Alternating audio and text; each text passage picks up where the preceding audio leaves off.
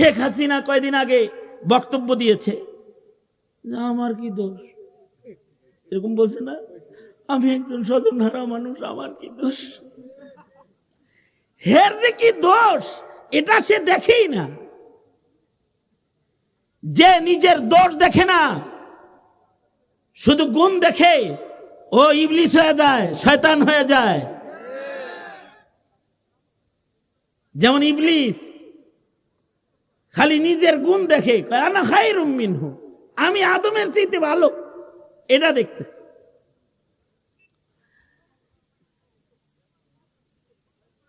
শেখ হাসিনাকে আমরা বলবো, বুবু দোষ আপনার দেখার দরকার নেই, আমরা দেখে রাখছি অনেকদিন। এই দেশের জনতা আপনার দোষগুলো সব নোট করে রেখেছে। আপনি যেহেতু দেখেন না, আয়া করেন খালি, আপনারে আমরা চোখে আঙ্গুল দিয়ে দেখায় দেব এবং বিচার করব আপনার। আসেন, আপনি আইসা পড়েন। এদেশের মানুষদেরকে ত্যাক্ত করতে করতে এমন ত্যাক্ত করেছে যে ইন্ডিয়ায় ভাষণ দিয়ে শেষ বেলায় 32রেও শেষ করে ফেলাইছে, 0-0 করে ফেলাইছে। ওটা তো 32 ছিল, এই 32টা 0-0 হয়ে গেছে। এরপরেও চোখ কান খুলে না কারণ। এদেশের কত মানুষ হত্যা করলো এগুলো ভুলে গেছে সব।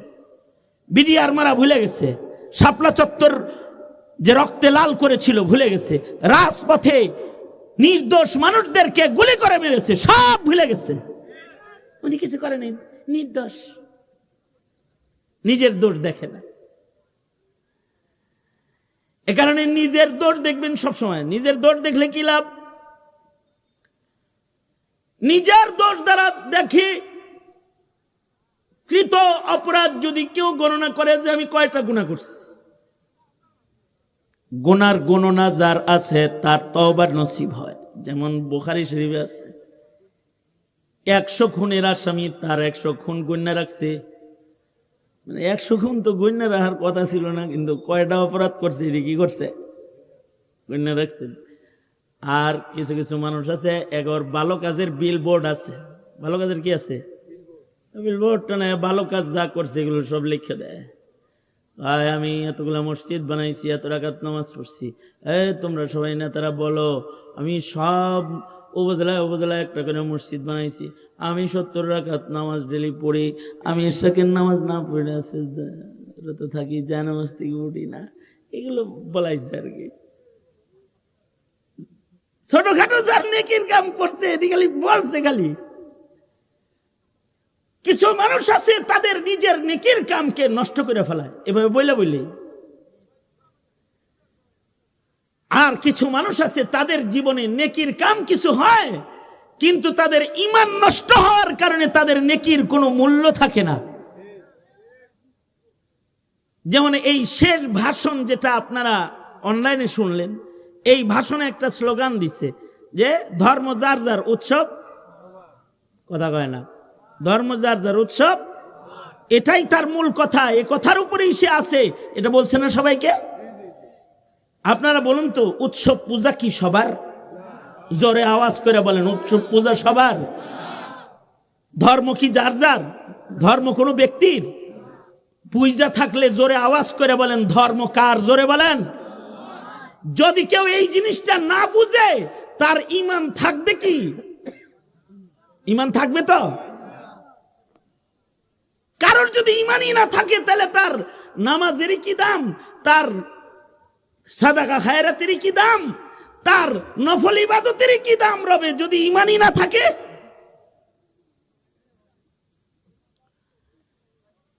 তাইলে একটা বিষয়, সেটা হলো অপরাধ চিনা, অপরাধ করে অপরাধ স্বীকার করা, অপরাধ গোনা। তাইলে কি হবে? তওবা নসিব হবে। সন্ধ্যাবেলায় গণনা করবেন যে আজকে দিনে কয়টা নেকির কাজ করছি, কয়টা গুনাহ করছি। যদি গুনার অভ্যাস করতে পারেন তাহলে তওবা নসিব হয়ে যাবে। রাতের বেলায় কয়টা অপরাধ হয়েছে, যদি এগুলো স্মরণ রাখার আদত হয় তাহলে 100 খুনের আসামির যেমন তওবা নসিব হয়েছে। নিজের গুনাহ যারা গুনবে তাদের তওবা নসিব হবে, আর যারা নিজেকে ছোট মনে করে তাদের গুনাহ তাদের স্মরণ থাকে, আর যারা নিজেরই ভালো মনে করে তারা অপরাধ ভুলে যায়, খালি নেকি স্মরণ হয়। নেকি করে যাদের নেকির বেশি স্মরণ হয়, যারা মনে করে যে আমি অনেক কাম করছি, তাদের নেকিগুলা বরবাদ হয়ে যায়, নষ্ট হয়ে যায়। এ কারণে নিজে সবসময় ছোট মনে করা। 5 ওয়াক্ত নামাজ পড়ছেন, কোরআন তেলাওয়াত করছেন, তারপরেও আল্লাহর কাছে ছোট হয়ে বলবেন আল্লাহ আস্তাগফিরুল্লাহ। দেখেন না, ফরজ নামাজ আদায় করে বলতে হয় আস্তাগফিরুল্লাহ আস্তাগফিরুল্লাহ আস্তাগফিরুল্লাহ।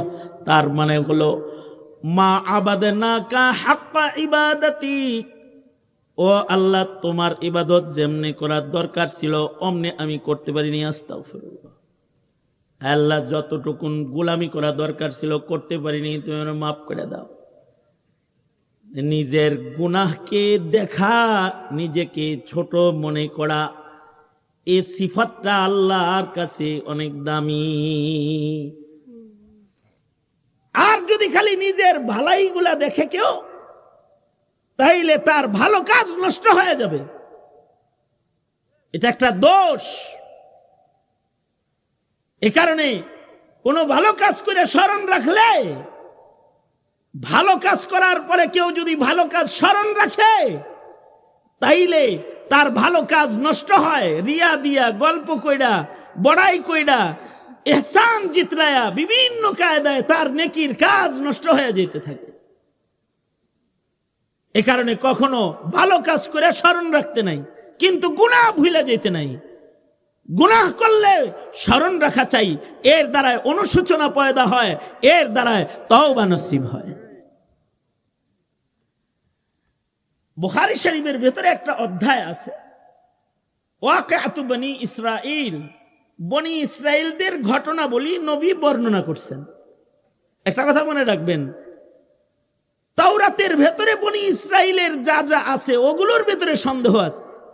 কারণ তাওরাতের ভেতরে তারা সহজতে নিজেরা অনেক কিছু লিখেছে, তাওরাতকে পরিবর্তন করেছে, তাহরিফ, লুগাবি মানবী তাহরিফ করেছে তার ভেতরে এরা।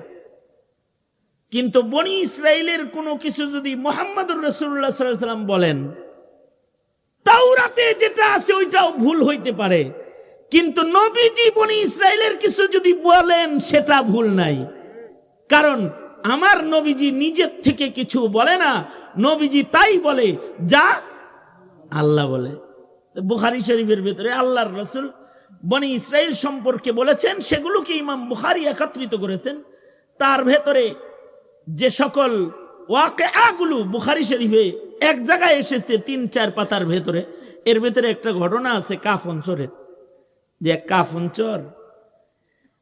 কাফনচর নিজের সন্তানদের বলতেছে যে আমি তো অপরাধী, সারা জনম কাফন চুরি করছি।